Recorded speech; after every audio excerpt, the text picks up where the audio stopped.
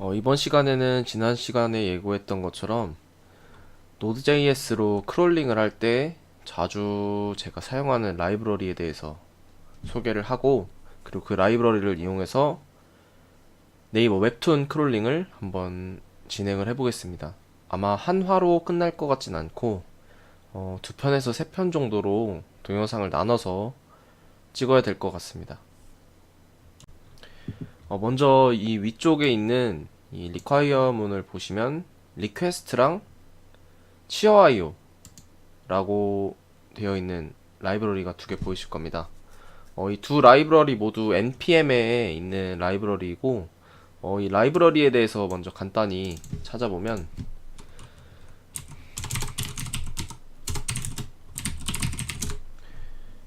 npm에도 이렇게 등록이 되어 있는 걸 확인할 수 있죠. 그리고 이 안쪽으로 들어가 보면 이 라이브러리의 사용 방법도 간단하게 나와 있습니다. 간단히 보시면은 이 예제로 나와 있는 건 require로 먼저 이 리퀘스트의 라이브러리를 불러오고, 그리고 사용 방법은 첫 번째 인자로 URL을 주고 두 번째 인자로는 콜백 함수를 주고 있는데요. 첫 번째 인자로는 에러, 그리고 그 다음에 리스폰스, 그리고 세 번째 인자로는 body를 받고 있습니다. 먼저 이 예제를 한번 간단히 실행을 해보겠습니다.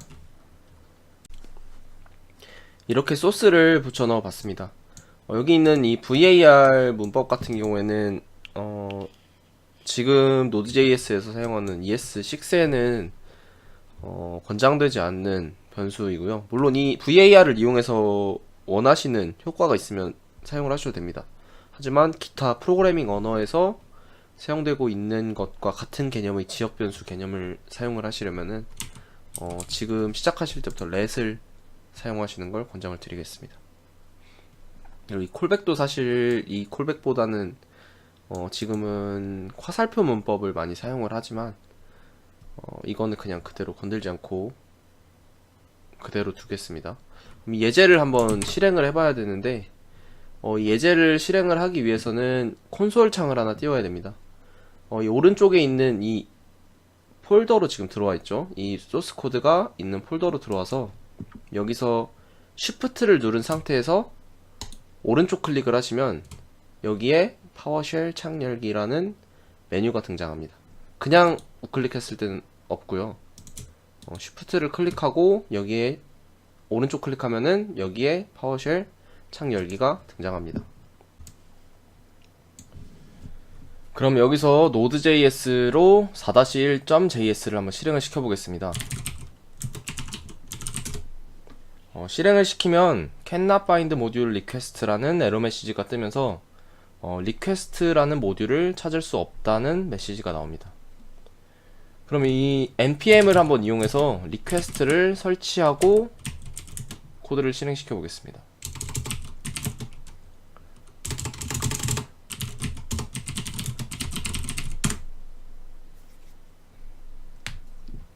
설치가 지금 정상적으로 됐고, 이 상태에서 다시 node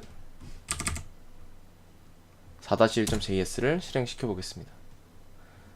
지금 이 실행시킨 결과를 보면 뭔가 중간에 자바스크립트 코드도 있고 CSS도 들어있고 앞쪽에는 HTML 태그도 같이 들어가 있죠.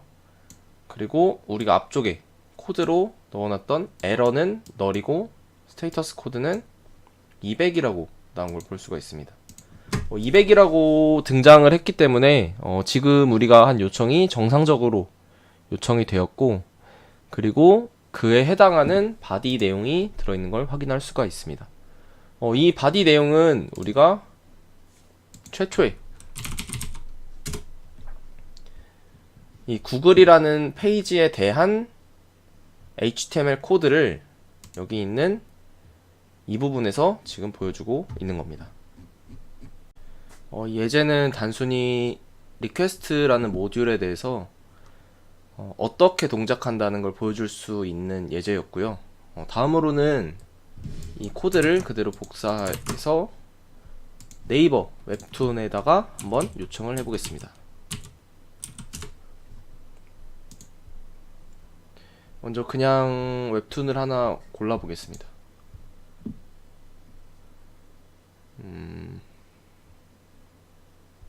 제가 예전에 제일 처음에 했던 웹툰은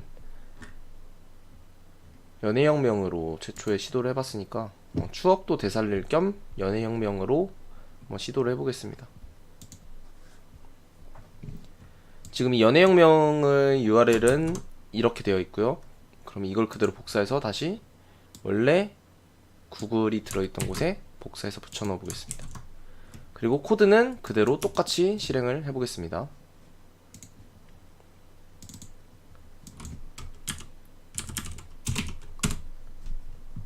자, 아까랑 코드가 다른 점은 우리가 기존에 실행시켰던 구글 코드는 우리가 눈으로 알아보기도 어려울 정도로 되어 있었는데 그거는 이 HTML 코드의 용량을 줄이려고 고의적으로 그렇게 했던 거고 네이버 웹툰에서는 굳이 그렇게 할 필요가 없다고 생각을 했는지 지금 되돌아오는 응답에 대해서 굳이 개행이나 비어있는 문자 그리고 탭 등을 넣지 않는 것을 확인을 할 수가 있습니다. 그런데 여기서 이 에러와 리스폰스 그리고 바디 각각에 대해서 제가 주로 사용하는 값은 이 리스폰스랑 그리고 바디에 대한 값입니다. 각각 리스폰스랑 바디가 어떤 값을 보여주는지 한번 확인을 해보겠습니다.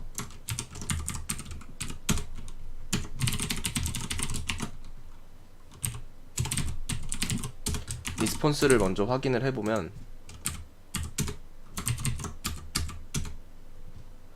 리스폰스는 이렇게 뭔가 객체를 반환을 하고 이 객체는 사실 여러가지 값들이 있긴 한데 서버 네임, 도메인 네임이 등장하기도 하고 아래쪽으로 내리다 보면 이 응답에 대한 여러가지 정보를 확인을 할 수가 있습니다. 여기는 대표적으로 HTTP 헤더들을 확인을 할 수가 있고 제일 밑쪽에는 이 리퀘스트 자체에도 내부적으로 바디를 가지고 있는 걸 확인을 할 수가 있습니다.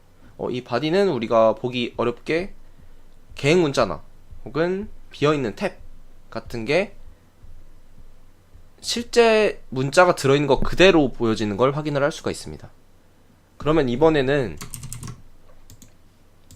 이 리스폰스가 아니라 바디를 한번 출력을 해보겠습니다. 바디를 출력을 했을 땐 아까와 다르게 리스폰스의 바디에 있던 내용과는 다르게 개행이나 탭 같은 문자들이 우리가 실제 HTTP 코드를 브라우저에서 소스 보기로 봤을 때 확인할 수 있는 것처럼 코드가 보기 좋게 나열되어 있는 걸 확인을 할 수가 있습니다. 그러면 이런 HTML 문서에서 어떻게 우리가 원하는 데이터를 뽑아내느냐는 여기 보시면 div 그리고 li 같은 HTML 요소들 그리고 id 혹은 클래스 같은 값들을 이용해서 우리가 원하는 HTML 요소에 접근을 해야지 그 HTML 요소들을 모아서 뽑아낼 수가 있습니다. 때문에 우리는 여기서 이 연애혁명 웹페이지로 다시 돌아가서 F11을 누르고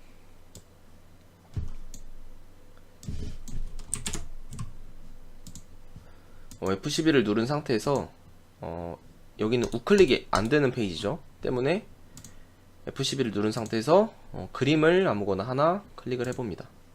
해보면은 여기 지금 보시면은 이 웹페이지의 그림 파일의 주소가 나오는 걸 볼 수가 있습니다. 그래서 이거를 창을 하나 더 열어서 이렇게 해보면은 지금 웹페이지에 있는 그림만 뽑아낼 수가 있는 겁니다. 자, 그러면 여기서 이 요소를 골라내야겠죠. 지금 이 요소 같은 경우에는 WT 언더바 뷰어라는 클래스 밑에 이미지로 들어가 있습니다. 그래서 먼저 이 WT 뷰어라는 이 클래스를 먼저 선택을 해보겠습니다.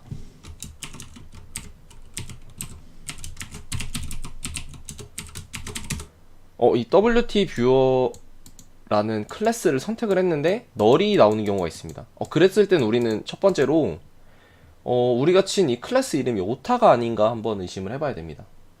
대부분의 경우 오타로 발생하는 경우가 많고, 만약에 이게 오타가 아니고 이걸 직접 복사를 해서 쳤는데도 에러가 계속된다. 그러면 이 페이지에서 의도적으로 jQuery 코드를 없앴을 가능성이 있습니다. 이때 우리는 두 가지 선택권이 있는데요. 첫 번째로는 쿼리 셀렉터를 이용을 하는 방법이 있습니다. 여기 같은 경우에서 똑같이 동작하는 코드입니다. wt 언더바 뷰어라는 클래스를 선택하는 코드인데, 이것도 들어가 보면 우리가 지금 원하는 그 코드 그대로 동작하는 걸 확인할 수가 있습니다. 이것도 권장할 만한 방법이고요. 두 번째로는 제가 말씀드렸던 것처럼 jQuery 코드를 복사하는 겁니다.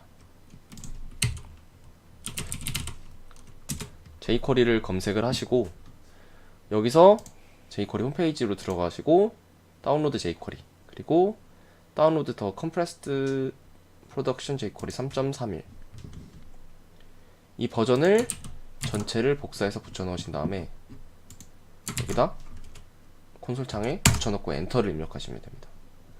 그러면 이렇게 true라는 메시지가 뜨고, 이 이후로는 우리가 쿼리를 작성을 할 수가 있습니다. 아까랑 똑같은 코드였는데 약간 널이 나왔죠? 이번엔 제대로 선택이 되는지 확인을 해보겠습니다. 이렇게 제대로 선택이 되고 jQuery 객체를 반환하는 것을 확인을 할 수가 있습니다.